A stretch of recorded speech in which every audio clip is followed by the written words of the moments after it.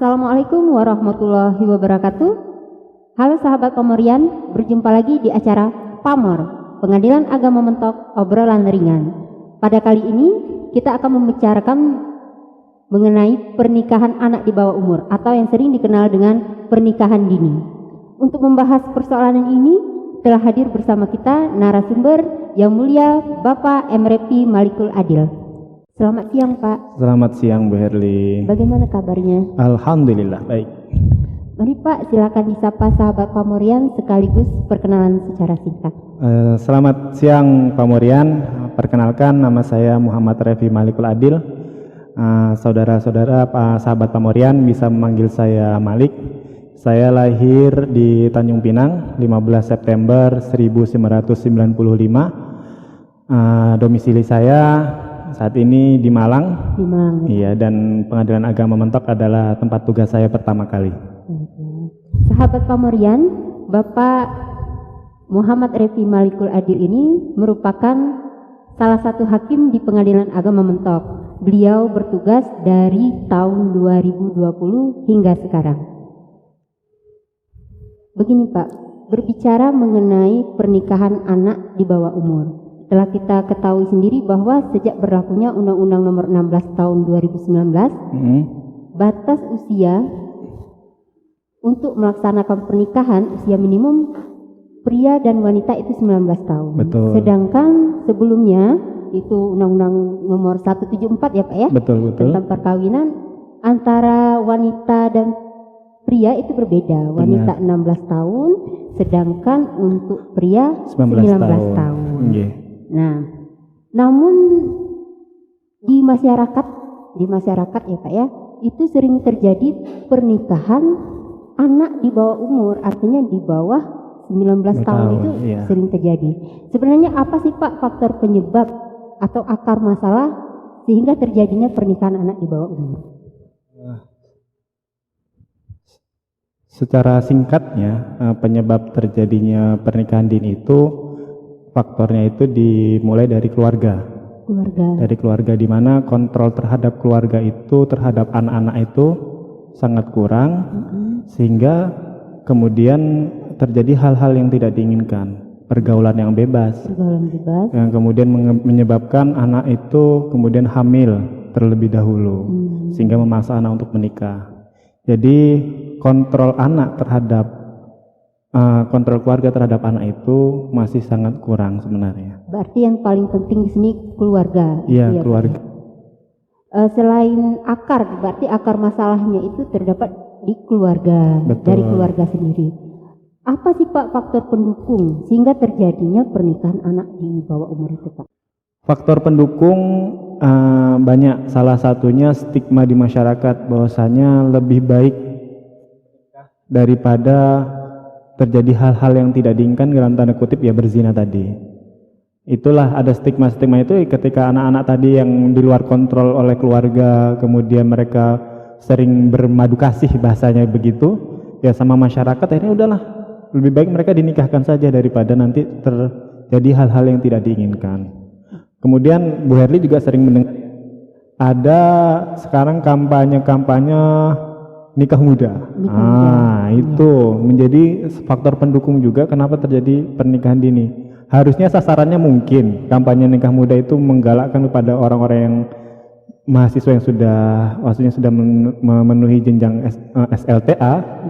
Namun sedikit banyak juga mempengaruhi anak-anak yang masih berusia di bawah, masih belum tamatan SLTA. Selain itu ya mungkin dua itulah tadi yang banyak mendukung. Iya. Pak, adanya larangan pernikahan anak di bawah umur. Tentunya itu memiliki dampak atau efek negatif terhadap anak di bawah umur itu. Jadi secara fisik atau psikis apa sih Pak dampak pernikahan anak di bawah umur itu? Dampaknya Pertama ekonomi ya. Dari faktor ekonomi juga akan mempengaruhi sedikit atau banyaknya akibat pernikahan dini. Karena kita tahu sendiri lah Bu Herli, kita yang sudah dewasa dalam susahnya dalam mencari nafkahan gitu. Apalagi anak-anak yang masih belum begitu, ya kan. Nah, selain dari faktor ekonomi, kemudian dari faktor kesehatan juga masih dikhawatirkan dalam hal bereproduksi dalam tanda kutip ya. Reproduksi ya, Jadi Pak, itu yang paling penting ya, Pak. itu benar. Kadang-kadang banyak kasus juga akibat dari pernikahan dini itu terjadinya ibunya yang meninggal, atau sebaliknya anaknya yang meninggal, ibunya masih hidup karena masih belum matang juga kan secara kesehatan reproduksi. Bahkan stunting juga ya, jadi anaknya pertumbuhannya tidak normal kan begitu. Selain dari faktor pendampaknya lagi bisa dari pendidikan. Namanya sudah menjalin hubungan rumah tangga, otomatis tidak pendidikannya itu dia. Itu yang dikhawatirkan kan. Anaknya harusnya semangat untuk melanjutkan ke kuliah karena dia harus melayani suami, atau sebaliknya suami harus memberikan nafkah, akhirnya akan mengganggu pendidikannya. Dikhawatirkan begitu. Kemudian yang terakhir, karena mungkin psikologi mereka masih belum matang, sehingga kekerasan dalam rumah tangga akibat dari perkawinan dini itu rentan sekali. Iya, namanya masih anak-anak udah mau membangun rumah tangga gitu, jadi emosinya masih belum stabil. Sahabat Pamorian, tadi sudah kita dengar bersama apa akar masalah yang menjadi penyebab pernikahan anak di bawah umur. Kita juga sudah mendengarkan faktor pendukung yang mendorong terjadinya pernikahan dan juga dampak negatif apabila terjadi pernikahan anak di bawah umur tersebut. Nah, bagaimana jika pernikahan anak di bawah umur itu tidak dapat dihindari? Yuk kita lanjutkan perbincangan kita dengan narasumber. Siap. Ketika mungkin tidak bisa dihindari lagi, apakah memungkinkan begitu ya? Apakah mungkin anak itu melakukan pernikahan kayak itu, Pak? Berdasarkan Undang-Undang Nomor 16 Tahun 2019 tentang perubahan terhadap Undang-Undang Nomor 1 Tahun 1974 tentang perkawinan, sebenarnya perkawinan itu idealnya dilakukan di umur 19 tahun, baik laki-laki atau maupun perempuan. Namun dalam undang-undang tersebut dijelaskan bahwa dalam pasal 7 ayat 2, apabila terjadi hal-hal yang tidak diinginkan, maksudnya ada kemungkinan penyimpangan terhadap pasal tersebut apabila tadi ada alasan yang mendesak. Jadi mungkin untuk dilaksanakan, tapi harus ada alasan yang mendesak. Begitu, Ber. Artinya kalau misalnya mereka mau mengajukan permohonan, apa Pak? Permohonan apa namanya, Pak? Bisa mengajukan permohonan dispensasi kawin di pengadilan. Iya. Jadi permohonan dispensasi kawin di pengadilan agama. Iya. Itu kalau untuk yang beragama Muslim. Iya. Kalau di luar non Muslim? Kalau di luar non Muslim mengajukannya ke pengadilan negeri. Ke pengadilan negeri. Nah, sahabat Pamorian, apabila perkawinan anak di bawah umur tidak bisa dihindari, maka terlebih dahulu mengajukan permohonan dispensasi kawin di pengadilan agama untuk yang beragama Muslim, dan yang non Muslim diajukan ke pengadilan negeri. Berbicara mengenai dispensasi kawin, Pak, apa sih Pak pengertian dispensasi itu tersendiri? Dispensasi kawin itu dapat diartikan sebagai dispensasi untuk menikah bagi seorang calon laki-laki ataupun perempuan yang belum berusia 19 tahun. Itulah singkatnya apa itu dispensasi kawin.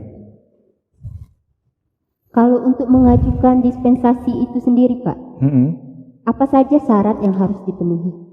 Untuk syaratnya kita bisa mengetahui di Peraturan Mahkamah Agung Nomor 5 Tahun 2019 tentang tata cara permohonan mengadili dispensasi kawin. Iya. Itu disebutkan bahwasanya pertama harus ada surat permohonan. Surat permohonan mengajukan dispensasi kawin. Di situ dijelaskan kenapa sih anak tersebut segera hendak dinikahkan sebelum berusia 19 tahun. Di situ disebutkan dalil-dalilnya. Selain ada surat permohonan mengajukan dispensasi kawin, melampirkan beberapa hal seperti KTP orang tuanya, kemudian kartu keluarga orang tuanya tadi. Kemudian KTP anak atau identitas lain yang mendukung anak tersebut. Seandainya KTP-nya belum Nggak ada, gitu ya. kan biasanya belum 17 tahun itu 17 kan kan belum belum ada ada, KTP. belum ada KTP. Tapi sekarang sudah ada KTP anak sih. KTP anak. Cuman kan belum, masyarakat belum tahu semua. Bisa menggunakan akta kelahiran atau bahkan kartu pelajar itu.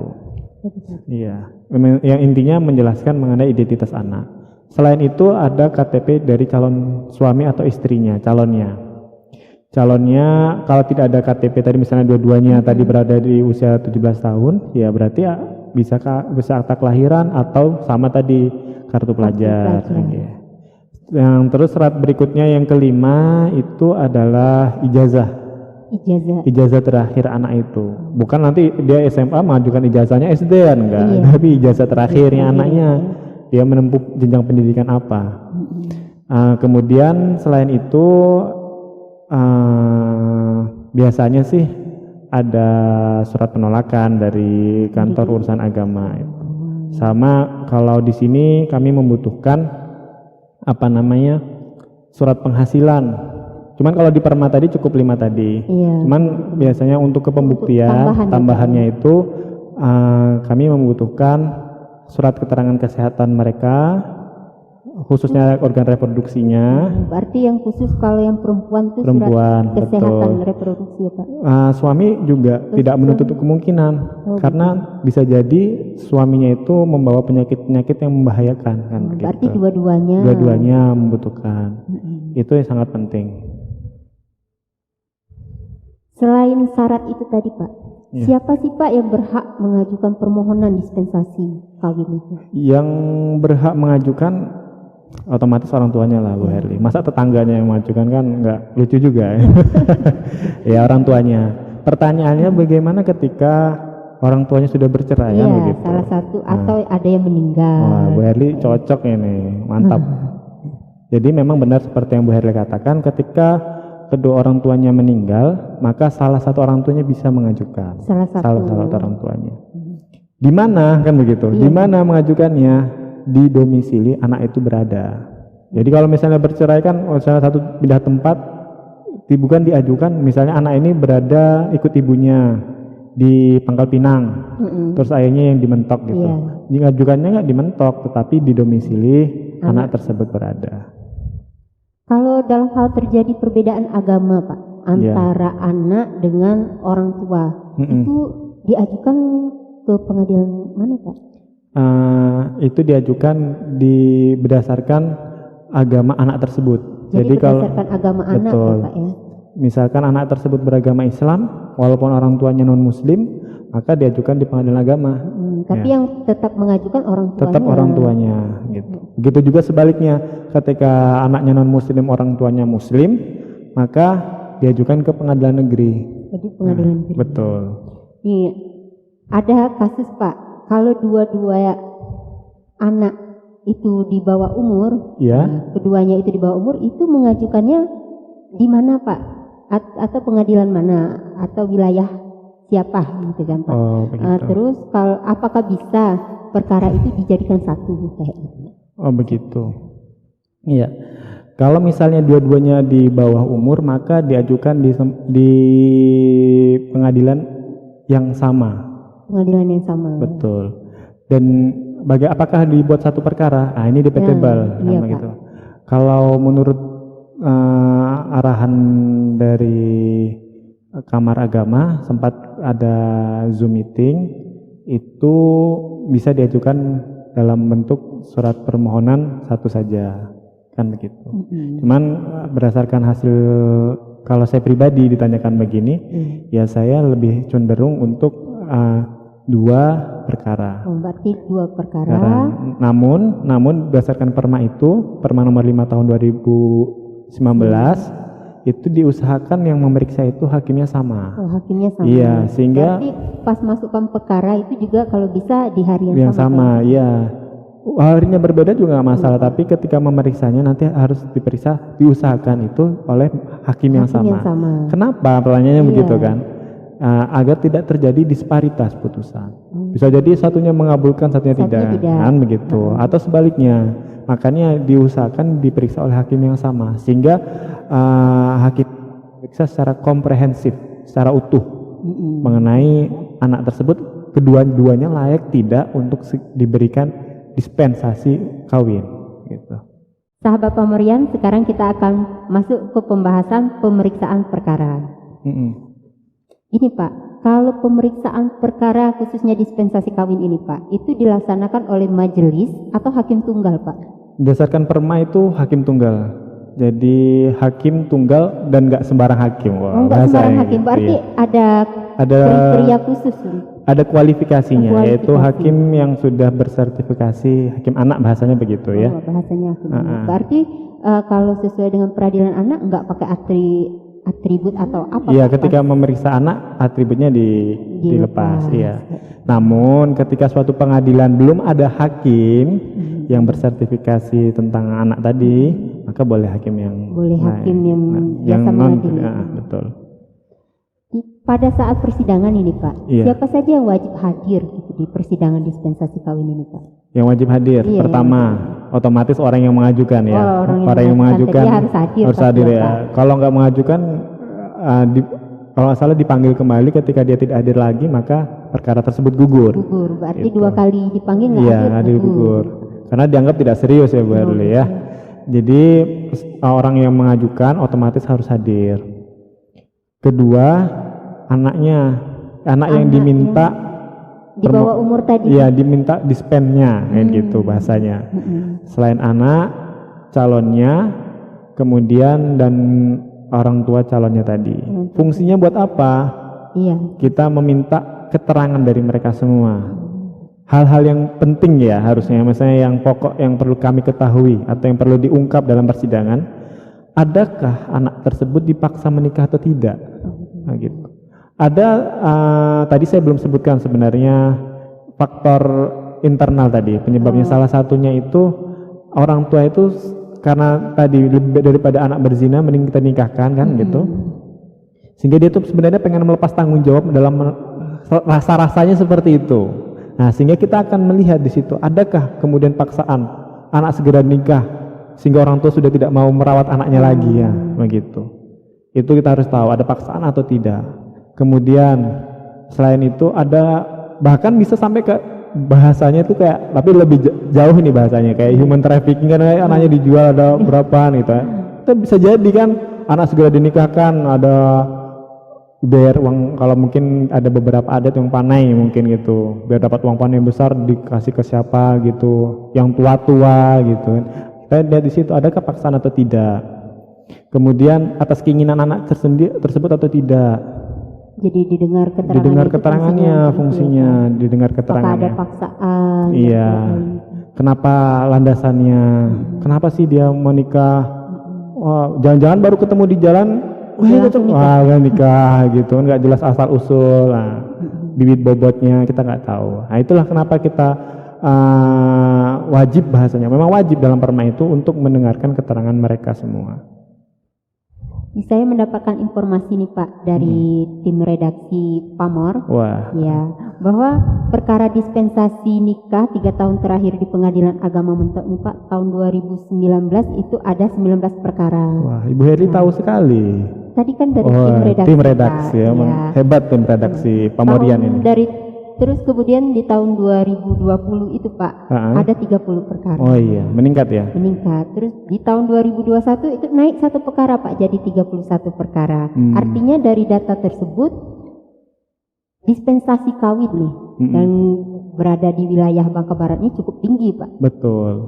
Jadi kalau misalnya perkara itu cukup tinggi, apa sih Pak pertimbangan hakim untuk mengabulkan perkara tersebut Pak? Oke. Dari 31 perkara kurang lebih tahun kemarin itu tidak semuanya dikabulkan. Tidak semua, berarti ada juga yang tidak diterima. Iya, ada tidak diterima. Jadi ajukan aja ke Pengadilan Agama, belum tentu diterima begitu.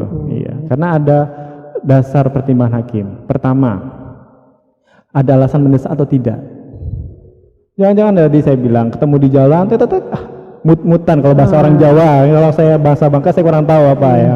Kalau orang Jawa itu namanya mut-mutan. tiba-tiba pengen nikah, tiba-tiba. Itu kan masih labil. Dilihat di situ ada alasan mendesak atau tidak. Yang kedua, kita mempertimbangkan bagaimana kemudian anak ini tuh sudah cakap berumah tangga atau belum.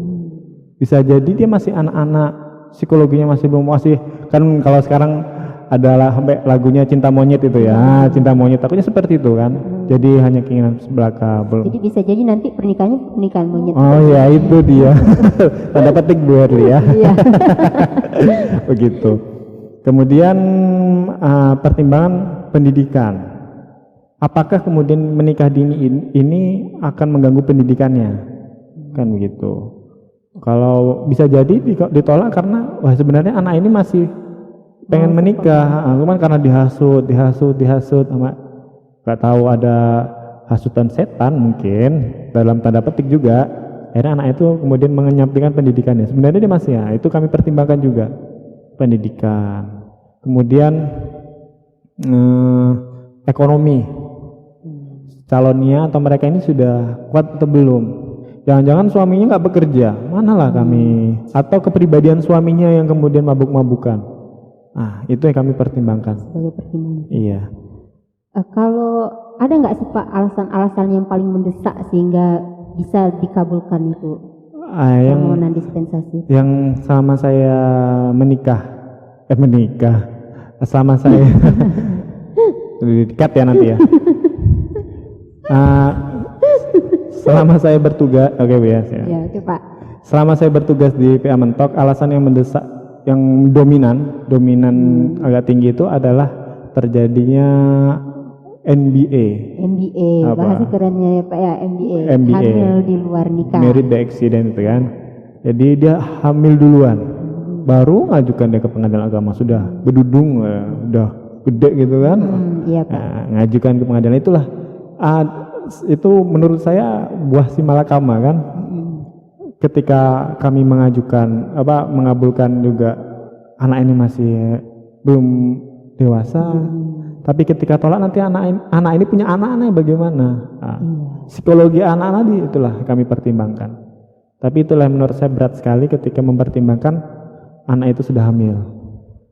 Kayak gitu ya Pak. Itu. Dan itu mendominasi. Itu dominasi. Iya, mungkin gara-gara tahun 2021 kan COVID kan melanda pandemi sehingga daring kan waktu itu ya, sehingga anak itu banyak beraktivitas di dalam rumah. Inilah yang mungkin menurut saya pribadi menyebabkan pernikahan dini yang diakibatkan kecelakaan itu tinggi, begitu. Ini apa sih Pak saran bagi masyarakat yang di luar sana yang melakukan pernikahan di bawah umur? Saran saya itu ada dua Bu Herli. Kalau saya pribadi ya, pertama dari keluarga maupun stakeholdernya atau pemerintah. Dari keluarga tadi saya bilang akar muasal itu dari keluarga. Ketika sarana controlling terhadap orang tua dan anak tidak berjalan dengan baik, maka tadi hal-hal yang tidak diinginkan tadi terjadi. Seperti anak itu gampang dengan mudahnya keluar malam, ya kan? Seorang anak wanita, bahkan ada beberapa kasus dia sudah tinggal bersama dengan orang yang bukan muhrimnya. Bahasanya kalau bahasa Indonesianya pacaran ya, kalau orang sini bilang tunangan Bu ya, tunangan. Saya kira tunangan itu sudah pasang cincin gitu kan. Ternyata belum, orang sini bilang pacaran itu tunangan. Ya itu masih pacaran sudah tinggal serumah. Jadi kan moralnya di mana? Bukan moralnya di mana, maksudnya nilai-nilai budaya timur kita yang tabu akan hal itu masih sudah luntur rasa-rasanya seperti itu. Jadi controlling keluarga terhadap anak itu harus ditingkatkan kembali. Harusnya keluarga itu tempat mencurahkan rasa kasih sayang kan. Mumpung anak ini masih 18, masih di bawah masih usia sekolah itu kan masih unyu-unyu. Kalau usia-usia saya ini sudah amit-amit ya begitu ya. Jadi memang menjadikan keluarga itu harusnya menjadi sarana mencurahkan kasih sayang, membangun keharmonisan, begitu, sarana controlling terhadap anak, sehingga potensi anak itu tidak tersalurkan ke yang negatif-negatif. Itu pertama dari keluarga. Yang kedua dari luar keluarga, stakeholder itu, kita di masyarakat kita ini kan sudah banyak organisasi-organisasi yang di bawah pemerintahan desa, ya. Kalau saya dulu ada namanya Remas, masih tahu? Remaja Masjid. Nah, itu hal-hal yang organisasi Remaja masjid. kepemudaan yang ada di daerah itu harusnya digiatkan sebagai sarana controlling stakeholder di daerah terhadap anak-anak. Kan semakin banyak anak beraktivitas yang positif, maka yang negatif akan semakin berkurang, kan begitu. Iya, benar. Ya, itulah saran saya tadi. Ini terakhir nih Pak, Ya, saran untuk sahabat Pamorian Pak. saran saya terhadap sahabat Pamorian, sering-sering ya nonton YouTube-nya PA Mentok. Ya, saran saya kan begitu. Ya biar sahabat Pamorian ini PA Podcast PA Pamor ini semakin melejit kan atas dukungan dari sahabat-sahabat Pamorian yang mungkin hal yang kecil pun menjadi berdampak besar, misalnya menonton, like and subscribe, kan tinggal klik nggak bayar. Itulah saran saya terhadap sahabat Pamorian ya. Selain itu dapat ilmu pengetahuan juga pastinya, jelas. Pak ya. Terima kasih Pak atas perbincangan kita hari ini. Sama-sama. Semoga bermanfaat dan sampai berjumpa di lain waktu. Siap. Sahabat Pamorian, demikian tadi perbincangan kita dengan Bapak Muhammad Refi Malikul Adil SHMH. Semoga perbincangan kali ini bermanfaat untuk sahabat Pamorian semua. Sebelum kita akhiri, jangan lupa like, comment, share, and subscribe channel YouTube PA Mentok bawah ini. Terima kasih Pak atas kehadiran Bapak pada siang hari ini. Sama-sama Bu Herli. Sahabat Pamorian, demikian tadi yang dapat kami sampaikan. Wabillahi taufiq wal hidayah. Wassalamualaikum warahmatullahi wabarakatuh.